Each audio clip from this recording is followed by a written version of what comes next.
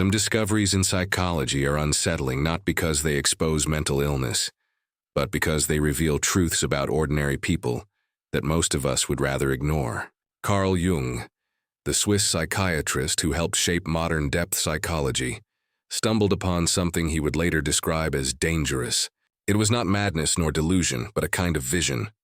He noticed that a small number of people seemed to see far more than the rest of us, micro-expressions others missed, hidden motives beneath polite words, and emotional undercurrents that quietly shaped every interaction. At first, Jung thought this perception might be a gift, but as he followed these individuals closely, he realized it was also a curse. To see too clearly meant to live at the edges of human connection, where truth itself became unbearable to those who did not wish to be seen. The story begins in 1913, when Jung himself was entering one of the most turbulent periods of his life. He had just broken from Sigmund Freud, a man he had once admired like a father, and the rupture left him emotionally shaken. In this fragile state, Jung encountered a patient unlike any he had treated before. She was a young, introverted woman with an uncanny ability that unsettled even him. When she entered a room, she seemed to pierce directly into the hearts of those around her. She could sense pain hidden behind smiles, resentment behind politeness, and lies disguised as charm. Jung described her as having what he called differentiated perception, an extraordinary sensitivity that extended far beyond normal social awareness. Yet this woman was not thriving with her gift. She was unraveling.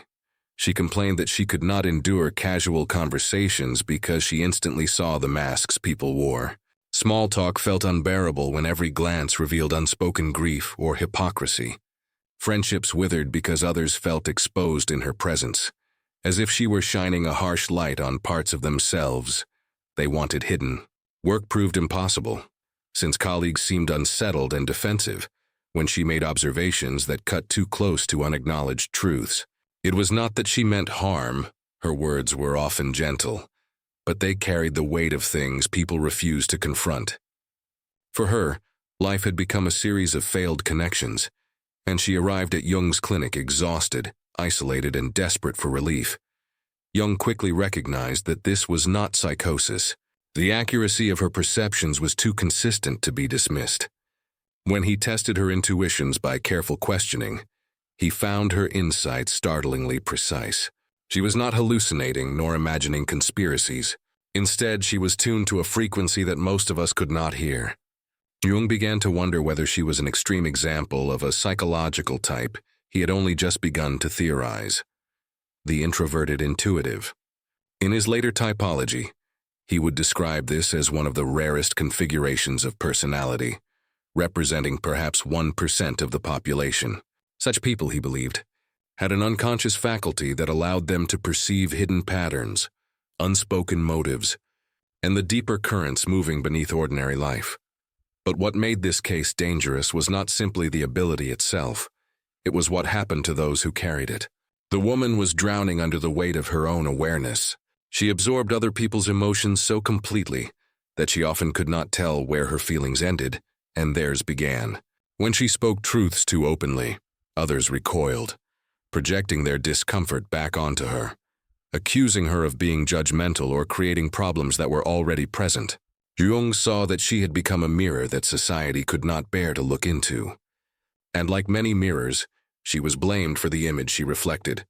In his notes, Jung admitted that what he was witnessing unsettled him. He wrote that such people live in a state of perpetual overwhelm, receiving unconscious contents from others without adequate protection. He feared that without guidance, individuals like his patient risked not only social exile, but the dissolution of their own identity. They could become consumed by the flood of other people's psychic material, unable to separate their own authentic voice from the chorus of projections and shadows they absorbed. For Jung, this was not an illness in the traditional sense, but a dangerous overexposure to truths most people spend their lives avoiding. Yet even as he worried for her survival, Jung was fascinated. He wondered if this type of perception might represent not a flaw, but an evolutionary step, a capacity for consciousness that humanity had not yet learned to integrate. So, the challenge was not to dull the vision, but to teach those who possessed it how to carry it without being destroyed. For the young woman, this meant learning boundaries, distinguishing between what belonged to her and what belonged to others. It meant discovering how to speak truth gently enough that it could be heard, or else choosing silence wisely when people were not ready to see. And it meant finding rare companions who would not recoil from her perception, but welcome it as a gift. Jung realized that these individuals were walking a razor's edge. Their greatest strength could easily become their undoing, but if they learned to integrate their perception, it might transform them into something extraordinary: guides, healers, or cultural pioneers who could see ahead of their time. For now, however, his patient stood at the threshold, facing isolation, exhaustion, and the terrible possibility of losing herself entirely to the weight of what she perceived. As Jung continued to observe his patient, he began to notice patterns that extended beyond her individual case. She was not the only one who possessed this unnerving clarity of perception. In his clinical work, he encountered others who, in different ways, bore the same burden. Some felt the emotions of those around them as though they were their own, weeping when others were sad, trembling when others were angry, their own identities dissolving into a tide of borrowed feelings. Others seemed to foresee the unfolding of human dramas before they happened, predicting relationship collapses or career failures, not by logic or evidence, but by a mysterious intuition that proved uncannily accurate.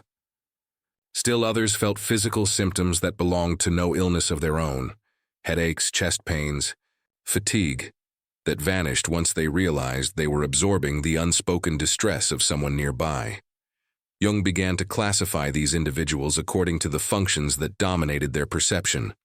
Some were feeling intuitives, carrying the weight of everyone's unspoken emotions. Some were thinking intuitives, who discerned unconscious patterns and could see inevitable consequences before others even suspected them. Some were sensation intuitives, who perceived physical manifestations of psychological distress long before symptoms appeared. And then there were the rare, pure intuitives, who saw everything yet struggled to organize or articulate what they perceived, living in a perpetual state of overwhelm. Each type carried its own danger. Each required a different way of surviving.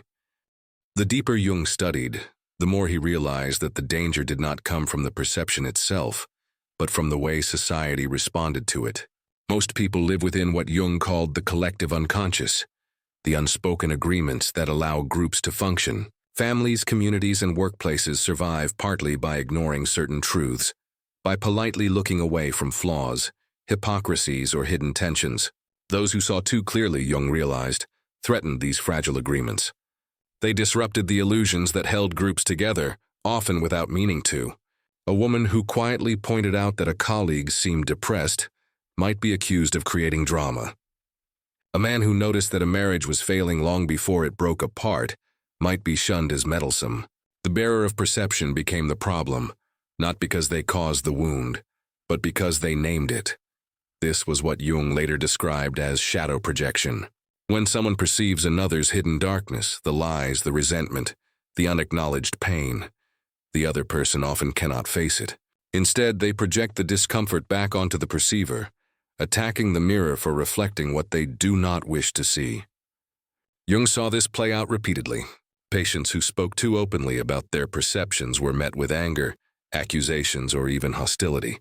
It was easier, Jung wrote, for people to blame the one who saw than to examine what was being seen. For his patient, this dynamic was devastating. Time and again she tried to connect, only to find herself cast as the scapegoat. If she admitted what she sensed, she was told she was paranoid or negative. If she remained silent, she felt suffocated by unspoken truths pressing against her chest. There seemed no safe place for her to stand. Jung worried that she might collapse into what he called participation mystique, a state where the boundaries between self and others dissolved entirely, leaving her consumed by the unconscious contents she absorbed. This, he believed, was the true danger.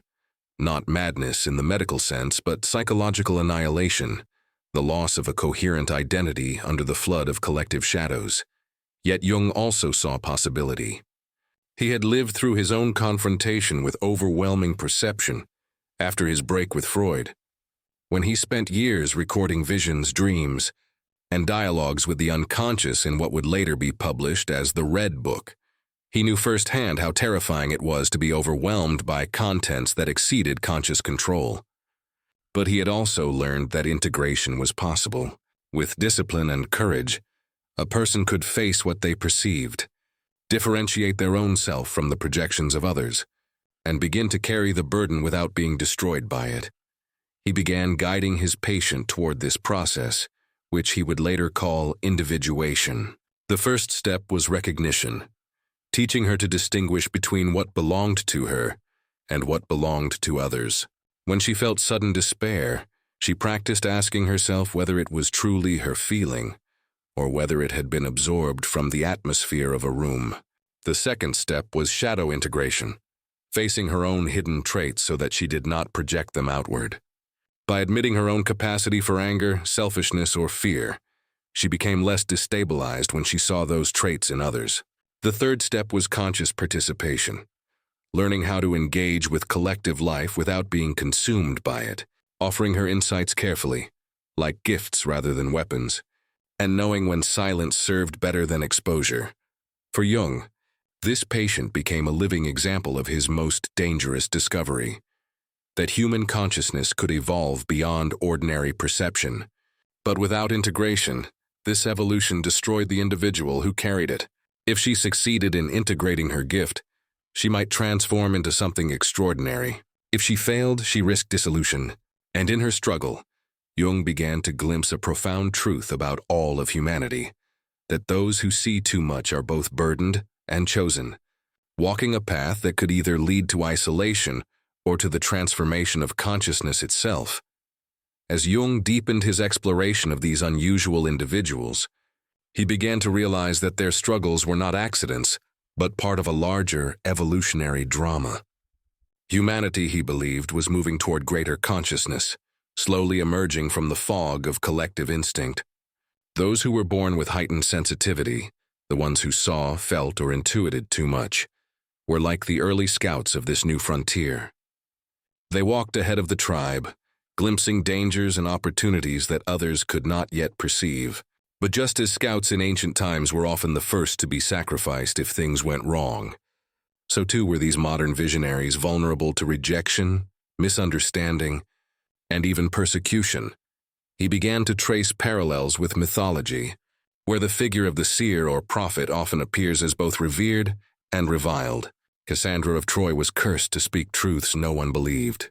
Tiresias, blinded yet gifted with inner sight, lived on the margins. The shaman, both healer and outcast, bore the unbearable visions of the tribe. These archetypes reflected the same pattern Jung saw in his patients. Society needed them but could not tolerate them.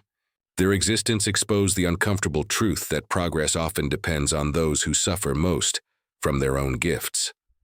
For Jung, the question became not whether such individuals should exist, they always had and always would, but how they could survive their own perception. Left unsupported, many broke down. He had seen sensitive patients retreat into isolation, unable to bear the hostility of others. Some numbed themselves with alcohol or other compulsions, desperate to dull the intensity of what they felt.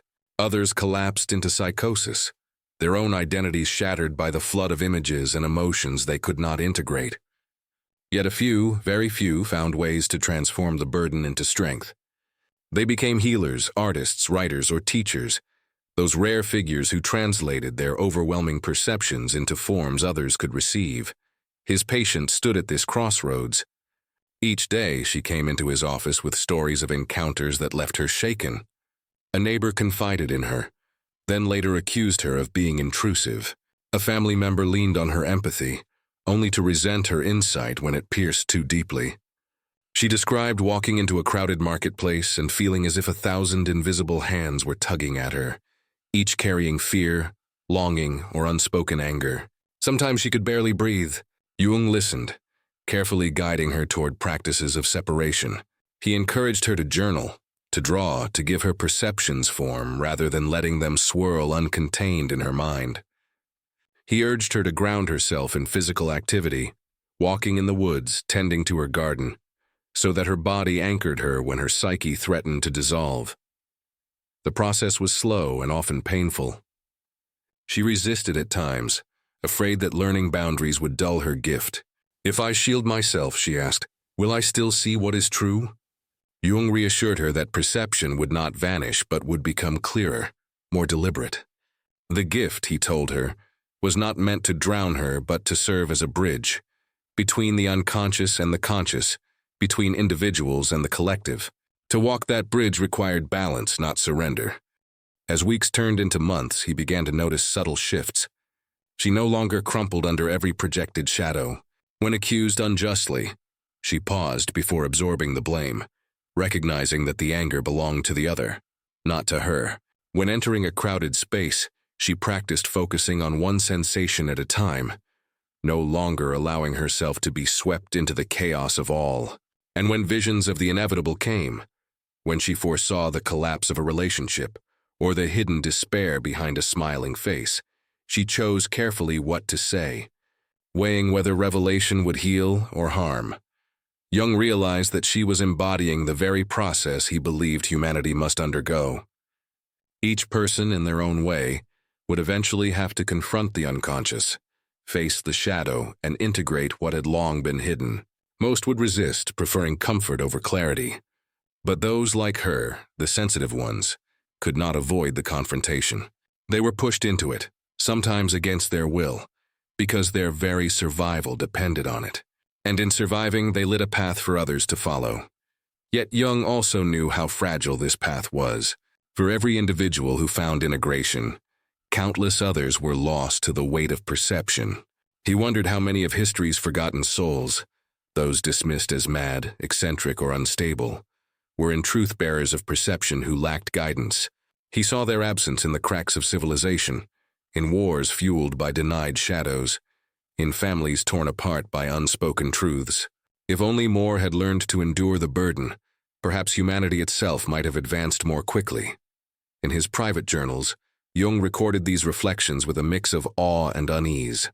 "The gift of seeing is also the curse of seeing," he wrote. "It isolates, it wounds, but if endured, it transforms. The one who suffers perception suffers for the many. And if they succeed, they redeem not only themselves, but the collective to which they belong." He began to suspect that this was not merely psychology but destiny, the way consciousness itself expanded through the sacrifice of the few. His patient, unknowingly, was participating in this grand unfolding. Each breakthrough she made was not just personal but archetypal, echoing the journey of countless visionaries before her. And as Jung guided her, he was also guiding himself, testing his theories in the crucible of real human suffering. The work was more than clinical, it was alchemical, turning the lead of unbearable perception into the gold of transformation. The autumn of that year brought with it a subtle shift, as though the outside world mirrored the transformations happening in Jung's consulting room.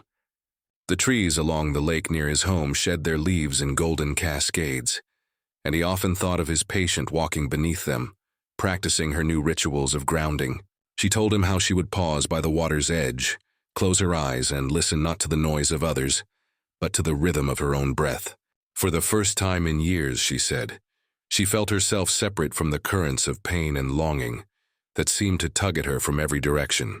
She was beginning to understand that sensitivity was not meant to dissolve her into the world, but to allow her to encounter it without losing herself. Still, the path was not free of obstacles. At a family gathering, she confided in Jung afterward, she was accused once more of being too much, too aware of tensions that others wanted hidden. Old patterns re-emerged, the familiar sting of guilt, the temptation to retreat into silence, the heavy weight of carrying emotions that were not hers. But this time, instead of collapsing, she stepped outside into the cool night, let the chill steady her, and whispered to herself, "This is not mine." It was a simple phrase, but for her it was revolutionary. She was no longer a vessel for the unspoken, but a witness who could choose what to hold and what to release. Jung listened with quiet pride. It reminded him of his own struggles as a young man when dreams and visions had threatened to overwhelm his sanity. He had nearly lost himself in the torrent of images from the unconscious, yet through discipline and reflection, He found a way to transmute them into ideas, theories, and symbols that others could grasp. Perhaps this was the secret, not to reject the gift nor to be consumed by it, but to give it shape so that it could live outside the individual. His patient was beginning to do the same, sketching her impressions, writing them into stories, sharing them carefully with those who were willing to listen. As she grew stronger, Jung noticed something remarkable. The very qualities that once isolated her began to attract others who sought understanding. A neighbor, initially suspicious of her insight, came to her for comfort during a personal crisis. A friend, once dismissive, admitted that her ability to see beyond appearances had been more accurate than he wished to admit. Slowly, the rejection that had haunted her gave way to a different kind of recognition. Not universal acceptance, but respect from those ready to value what she carried. She was, in her own quiet way, becoming what Jung had always envisioned, a mediator between the unconscious depths and the conscious world. But Jung also understood the danger of this new phase. Recognition could easily become exploitation, and respect could turn into dependency. He warned her gently not to allow others to drain her again, not to mistake their admiration for permission to abandon her own boundaries. Sensitivity, he reminded her, was not a duty to suffer endlessly for others, but a tool to be wielded with wisdom. You must not be consumed by the fire you carry, he told her, but learn to tend it as a light. She nodded, though he saw in her eyes the lingering fear that she might still be swallowed whole if she faltered. The more he reflected on her progress, the more Jung became convinced that her journey symbolized something far larger than one person's healing. Humanity itself, he thought, stood on the edge of a similar choice.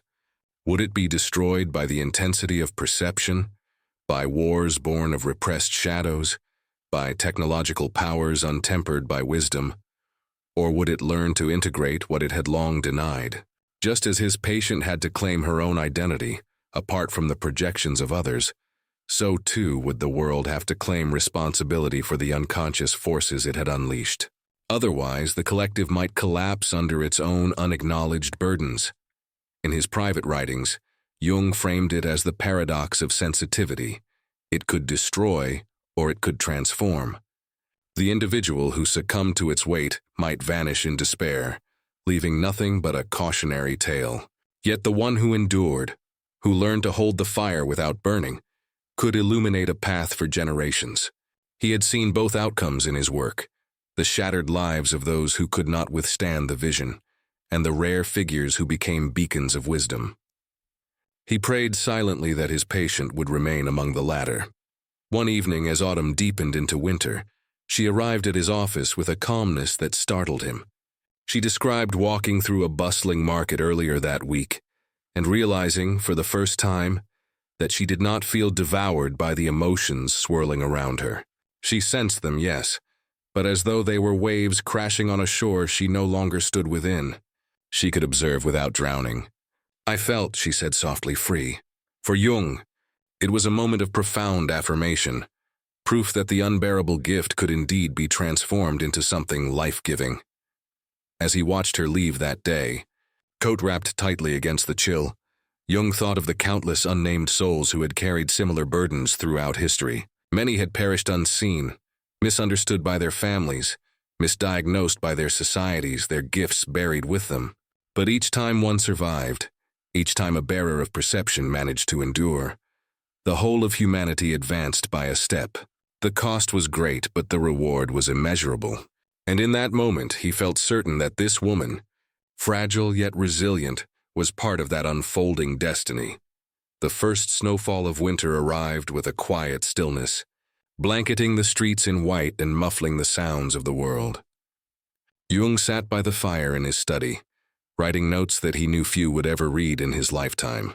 Yet his thoughts returned again and again to the woman whose journey had unfolded before him, like a testament to human resilience. Her struggle was not unique, but in her courage he saw a universal truth. The same sensitivity that had once nearly destroyed her had become the source of her strength. She continued to visit him, though less frequently now. Each session was no longer a desperate plea for survival, but a conversation about how to live fully, without apology, in a world that often preferred masks to truth. She spoke of creating boundaries, of choosing when to engage and when to withdraw, of no longer confusing compassion with sacrifice. Her laughter began to appear more often, carrying with it the joy of someone who had reclaimed a life once stolen by fear. She still bore scars, of course, memories of rejection, moments of exhaustion, but she no longer mistook those scars for her essence. They were reminders of battles fought, not prisons that confined her. For Jung, this transformation crystallized a conviction that had long guided his work, that the psyche contains within it both danger and salvation. Sensitivity is the edge upon which we balance, capable of cutting us down or carving us into something extraordinary. The woman's life was proof that what nearly destroys us can also become the forge of our greatest strength, if only we find the courage to endure the flames. The revolution, he realized, is not always loud or visible. Sometimes it is as quiet as a soul choosing not to collapse, a person learning to say no without guilt, or a heart refusing to abandon its depth in a shallow world. He shared with her a final reflection one evening, as the wind howled against the windows. "You were never meant to extinguish your gift," he told her. "The world will always call it too much, but you have learned what many never do, that the gift is not theirs to define, it is yours to wield." She listened, her eyes steady, and for the first time he felt she truly believed it. She was no longer asking for permission to exist. She was claiming her place in a world that had once tried to silence her. As their sessions drew to a close, Jung thought about the countless others who carried the same hidden fire. Some would be crushed by it, yes, but others might hear this story, in some form, and find the courage to keep going. That was the hope that sustained him, that the lessons drawn from one life could ripple outward, touching souls he would never meet.